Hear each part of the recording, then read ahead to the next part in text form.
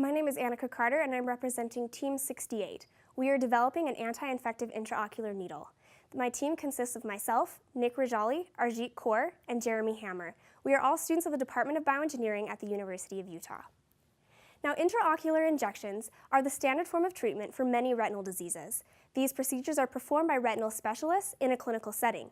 Now, the largest risk of this kind of procedure is infection. When you insert a needle into the eye, bacteria from the surface of the eye, also known as the conjunctiva, enters the lumen of the needle. Upon injection of the drug, this bacteria enters the intraocular space where it can proliferate and cause loss of vision. Now, our solution to this problem is to cover the lumen of the needle, to insert the needle into the eye, remove that cover, and then inject the drug. Just last year, 3 million injections were performed. Of those 3 million, 5,000 infections resulted. This cost the hospital $60 million. As you can see from this graph, since 2003, there has been rapid growth in market size. This is about 25% a year. If you look at market segmentation, BD covers about 70% of the market size. The other 30% is covered by other small medical device companies. If you look at competitive products in the market, you can see that really there's just our device and the standard hypodermic needle. Our device has all the features of the standard hypodermic needle, but adds the property of being anti-infective.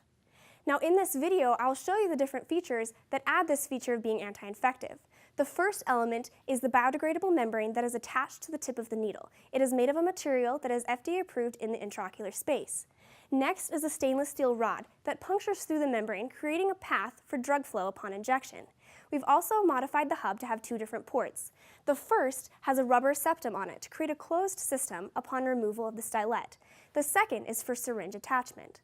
When you take all of these features and put them together, you get a device that is anti-infective. It not only has this feature of being anti-infective, but it's also easily integrated into the market. It only requires 510(k) clearance for FDA approval. It also only costs 10 cents to manufacture. It's easily integrated into this manufacturing process and is also compatible with current sterilization and clinical techniques. Lastly, for proof of concepts, we have finished preliminary testing to show that the membrane can adhere to the tip and be punctured with the rod.